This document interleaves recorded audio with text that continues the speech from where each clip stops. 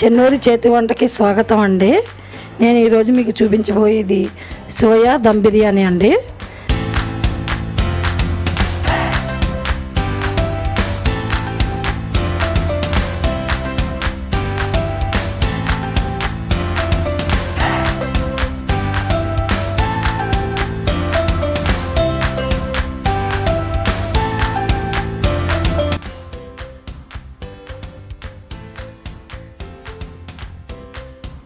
దానికి కావలసిన ఒక అరకప్పు వరకు నేను సోయా తీసుకున్నానండి.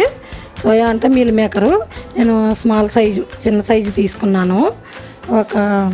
ఒక టమాటా అండి, ఒక టమాటా కట్ చేసి పెట్టుకున్నాను. ఒక మీడియం సైజు ఆనియన్ కట్ చేసి పెట్టుకున్నాను. టమాటా ఈ రెండు కలిపి మనం మిక్సీ పట్టుకుందామండి. ఒక కప్పు రైస్ కండి, అవి కప్పు రైసు నేను ఆల్రెడీ నానబెట్టి పెట్టుకున్నాను. ఒక అర్ధగంట ముందు రైస్ కడిగి నానబెట్టి పెట్టుకున్నాను. ఒక గిన్నెలోకి నీళ్ళు తీసుకున్నానండి. ఆ గిన్నెలో నీళ్ళు కొంచెం వేడి చేసుకుని వేడెక్కిన తర్వాత ఈ సోయా తీసండి అందులో వేసుకోవాలి. అవి నానబెట్టుకోవాలి. ఒక 10 నిమిషాలు నాననివ్వాలండి. ఇదేనండి, నేను గిన్నెతో కొన్ని వాటర్ తీసుకున్నాను. రైస్ కొంచెం ఒక 3 వంతుల వరకు ఉడకబెట్టి ఉంచాలండి. నేను నార్మల్ రైసే తీసుకున్నానండి, సన్న బియ్యం తీసుకున్నాను, బాస్మతి రైస్ కాదు. మనకి ఇంట్లో ఉండే వాటితోటే చేసుకునే విధానం మీకు చూపిస్తున్నాను. ఇవ్వనండి, ఇవేమో నానుతున్నాయి కొంచెం ఇవి నానబెట్టాను, హాట్ వాటర్లో నానబెట్టాను. ఈ వాటర్ తీసుకున్నానండి. వాటర్లోని ఒక బిర్యానీ ఆకు, ఒక స్టార్ ఫ్లవరు, 2 లవంగాలు, ఒక ఇలాచి, కొంచెం షాజీరా, ఒక చిన్న ముక్క చెక్క, ఇవి వేసానండి. ఇందులో కొంచెం ఆయిల్ వేస్తున్నాను. ఈ వాటర్లో కొంచెం ఆయిల్ వేసుకోవాలండి, పొడి పొడిగా రావాలి రైసు.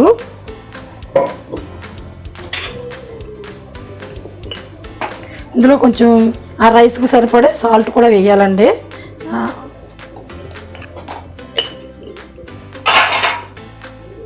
ఇందులోనే మనం కడిగి నానబెట్టాను కదండి, వాటర్ పోసి నానబెట్టాను కదా, ఈ బియ్యం అందులో వేసేయాలి. అది 3 వంతుల వరకు ఉడకాలి, 75% ఉడకాలి. ఇవ్వనండి, ఈ రైస్ కూడా ఇందులో వేస్తున్నాను.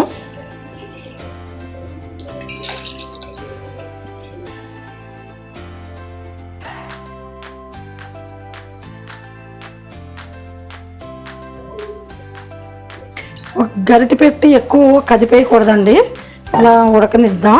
75% ఉడకాలండి. 3 వంతులు ఉడికితే సరిపోతుంది. ఉడికిన తర్వాత ఎక్సెస్ ఉన్న వాటర్ వాడేసేద్దామండి.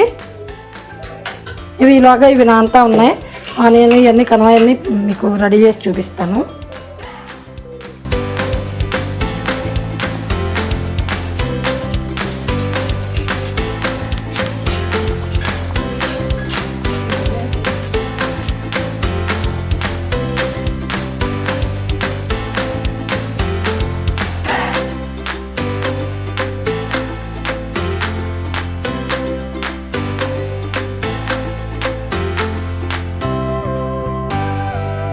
ఇదిగోనండి, దగ్గర అయింది. మనం ఇలా చూస్తే మనకు తెలుస్తుంది. ఇలా పట్టుకుని కొంచెం చూస్తే మనకి ఇలాగా మధ్యలోకి విరిగినట్టు 3 వంతులు ఉడికినట్టు తెలుస్తుంది మనకి.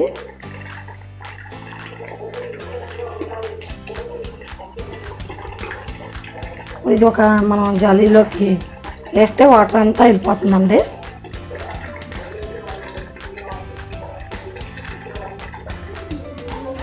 ఇలా ఇవ్వనండి, ఉడికింది. ఈ వాటర్ అంతా ఎక్సెస్ ఉన్నది పోవాలి.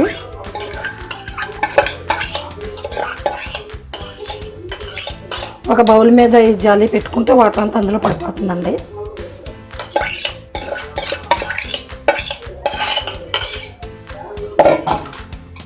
ఇప్పుడు మనం బిర్యానీ చేసుకుని గిన్నె పెట్టుకుందాం.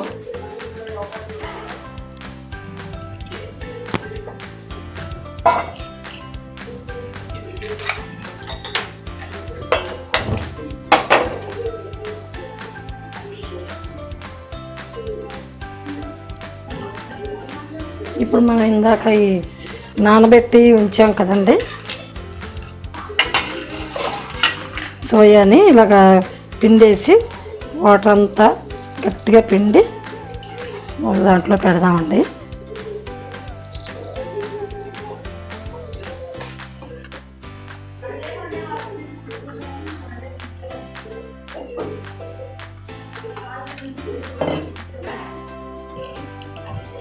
గిన్నెలో ఆయిల్ వేస్తున్నానండి. 1 టేబుల్ స్పూన్ ఆయిల్. నెయ్యి అండి, నెయ్యి వేసుకోవాలి. నెయ్యి వేసుకుంటే టేస్ట్ బాగుంటుంది. 1 టేబుల్ స్పూన్ నెయ్యి వేస్తున్నాను.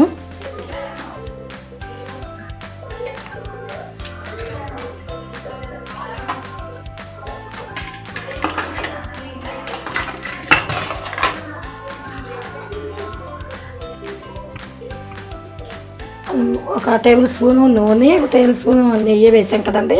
ఇందులో కొద్దిగా గరం మసాలా, అంటే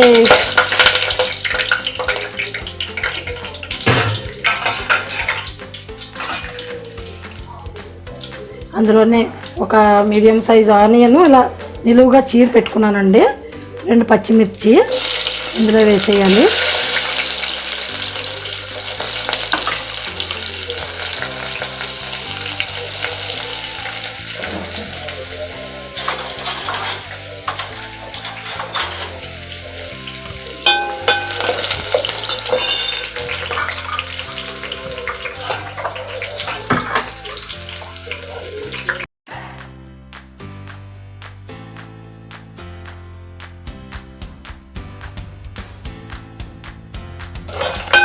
ఇదిగోనండి, ఇవి కొంచెం వేగిన తర్వాత, కొంచెం వేగితే సరిపోతాయండి.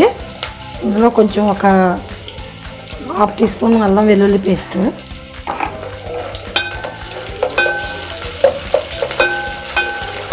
అల్లం వెల్లుల్లి పేస్ట్ పచ్చివాసన పోవాలండి. పచ్చివాసన పోయే వరకు వేయించుకుందాం. ఇందులోని ఒక 10-15 కాజు అండి, జీడిపప్పు వేస్తున్నాను. ఇవి కూడా కొంచెం వేయించుకుందాం.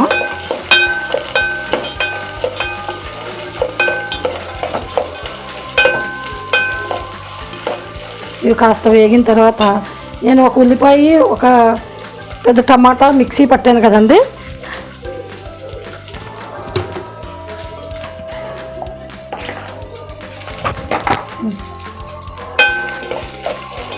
ఇదిగోనండి. వేగిన తర్వాత ఇందాక నేను మిక్సీ పట్టించుకున్న టమాటా ఆనియన్ పేస్ట్ అండి ఇది.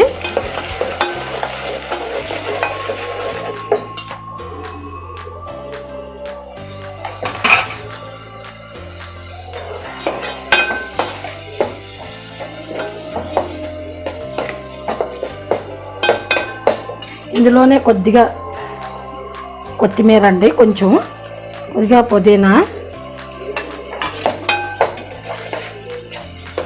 నేను బ్రౌన్ ఆనియన్ వేయించి పెట్టుకున్నానండి, అంటే ఉల్లిపాయలు సన్నగా తరిగి నూనెలో వేయించి పెట్టుకున్నాను. వేస్తే బిర్యానీకి మంచి టేస్ట్ ఉంటుందండి. ఇవి కొద్దిగా వేద్దాం.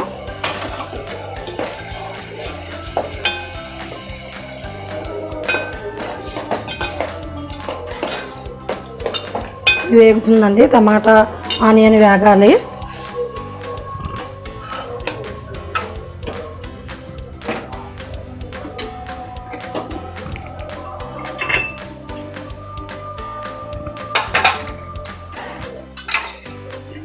ఇందులో ఒక 1/2 టీ స్పూన్ పసుపు అండి,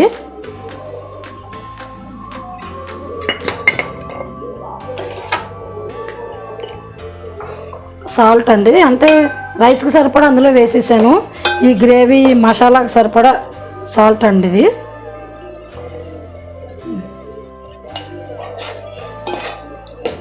రుచికి సరిపడా వేసుకోవాలండి. దానికి 1 స్పూన్ వేసాను కనుక రైస్కి సరిపోతుంది. ఇది వేగనివ్వాలండి. ఇది ఆయిల్ అంతా పక్కకి ఇదిగోనండి, ఆయిల్ అంతా ఇలా వస్తుంది కదా, అలా వస్తే ఆనియన్ టమాటా ప్యూరీ వేగినట్టు. ఇందులోనే ఒక 2 స్పూన్లు పెరుగు వేసుకుందామండి.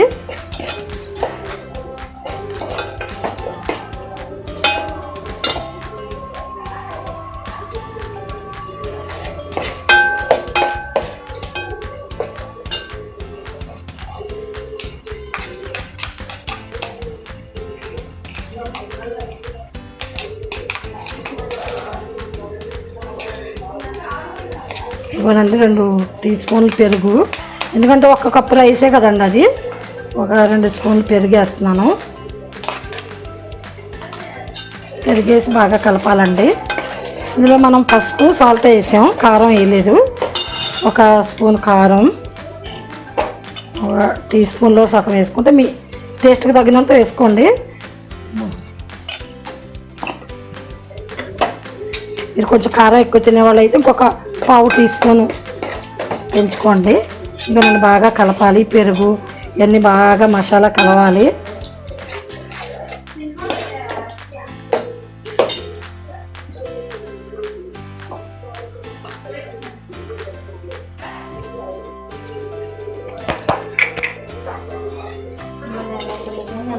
ఇందులోనండి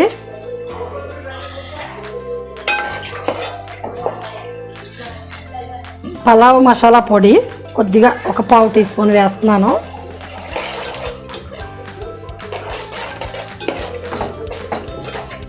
మంచి కలర్లో ఉంది.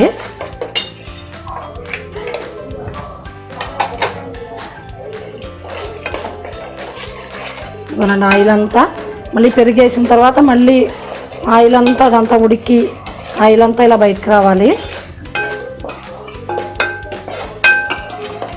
ఇవ్వనండి ఆయిల్ అంతా పక్కకు వచ్చింది. ఆయిల్ నెయ్యి వేసాం కదా, ఇదంతా సైడ్కి వచ్చింది. అప్పుడు మనం పిండి పెట్టుకున్నాం కదా మిల్ మేకర్, సోయా ఇవి వేసేయాలి. ఇవి వేసి కలపాలి. బాగా కలిపి 1 నిమిషం ఇలా వేయించుకుని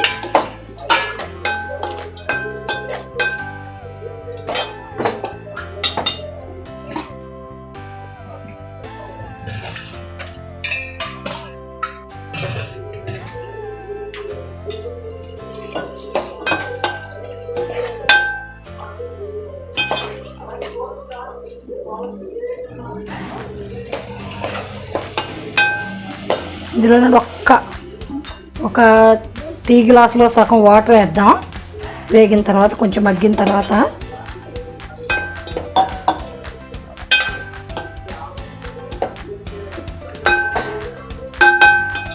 దీన్ని ఉడకనిద్దామండి.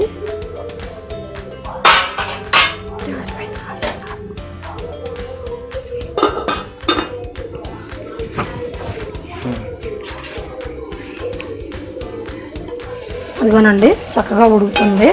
ఎందుకంటే ఇలా ఉడికించుకోవడం ఈ సోయాకి మసాలా అంతా బాగా పడుతుందండి, మనం తిన్నప్పుడు టేస్ట్గా ఉంటాయి. ఇదంతా ఇలాగా కుకింగ్ చేసుకోవాలంటే చాలా అది అలాగా ఉడుకుతుంది.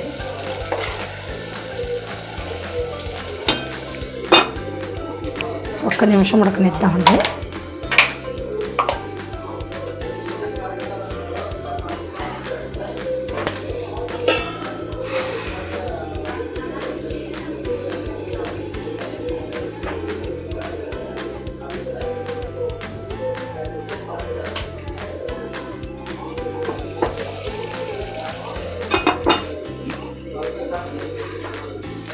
ఇందులో సరిపోయిందా?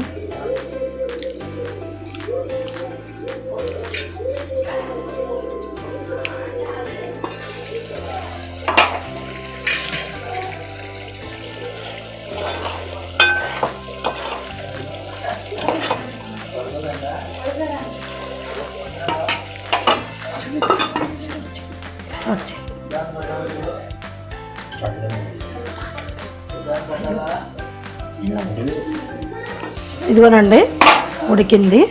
ఆయిల్ అంతా బయటకు వచ్చింది కనుక ఆల్మోస్ట్ ఉడికింది. ఇది తీసేయాలండి. ఒక ప్లేట్లోకి నేనైతే ఒక స్టవ్ లో ఫ్లేమ్లో పెట్టుకున్నాండి.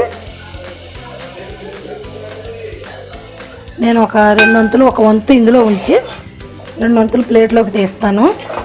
ఇదిగోనండి ఇలా ఉంది. ఇందులో నేను కొద్దిగా బ్రౌన్ ఆనియన్ వేస్తానండి, లైట్గా కొంచెం పుదీనా కొత్తిమీర ఇలా జిమ్ముతాను. ఇప్పుడు ఉడికించి పెట్టుకున్నాం కదండి రైసు ఇందులో వేస్తానండి. కొద్దిగా ఒక 3 వంతుల్లో 1 వంతు వేస్తానండి. ఇలా వేసిన తర్వాత మళ్ళీ ఇది వేస్తానండి. ఇలాగా అంటే రైస్ అంతా పట్టండి, మసాలా పట్టి చాలా చాలా బాగుంటుంది. ఇదిగోనండి మళ్ళీ కొంచెం కొత్తిమీర, కొద్దిగా పుదీనా, కొద్దిగా బ్రౌన్ ఆనియన్. ఇప్పుడు మళ్ళీ రైస్ వేస్తానండి. సగం రైస్ వేస్తున్నాను. మళ్ళీ సేమ్ మిగిలిందంతా కూడా ఇలా వేసేసుకుని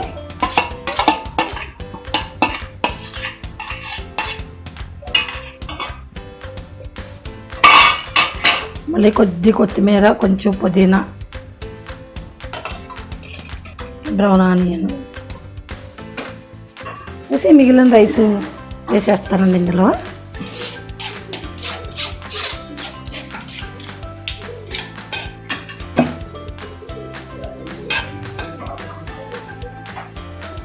వేసేసి కొద్దిగా కొత్తిమీర.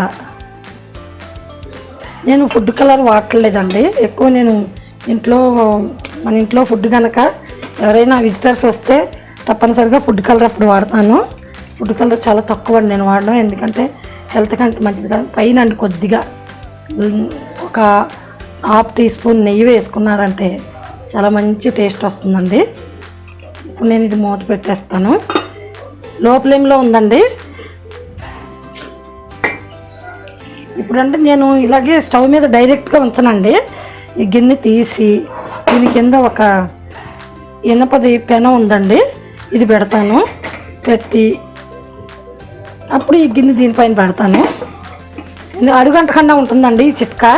ఇప్పుడు కూడా అడుగున వేస్ట్ అవ్వకుండా ఉంటుంది, మసాలా కూడా మాడిపోదు.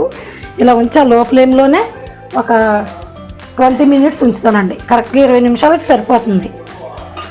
అదిగోనండి ఇలా మూత తీయకుండా అలా ఉంచేస్తాను. ఒక 20 నిమిషాలు అయితే చక్కగా మగ్గిపోతుంది.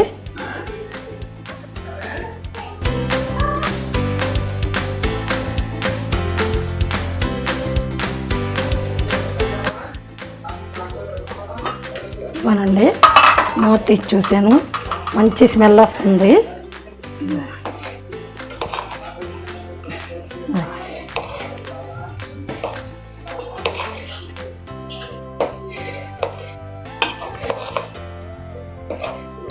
అస్సలు అడుగంటలేదండి. అసలు అదిగోండి చాలా పొడి పొడిగా వచ్చింది. ఈ నేను నార్మల్ రైస్ తోటి చేశానండి. బిర్యానీ రైస్తో మీకు ఇష్టమైతే కొంచెం చేసుకోవచ్చు. నేను ఈ సన్న బియ్యం ఉంటాయి కదా ఇంట్లో, ఇది నేను రెగ్యులర్గా చేస్తూనే ఉంటాను.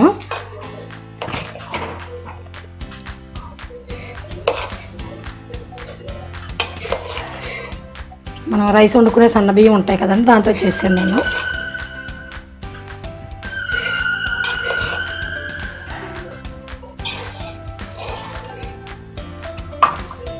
ఇది బిర్యానీ రెడీ అయ్యింది. స్టవ్ ఆపేస్తున్నాను.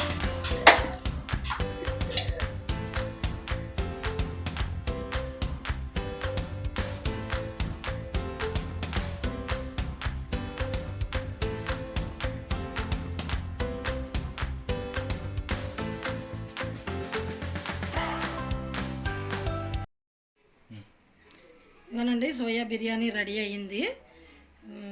ఈ వీడియో మీకు నచ్చినట్లయితే లైక్ చేయండి, షేర్ చేయండి, సబ్స్క్రైబ్ చేసుకోండి. Thank you.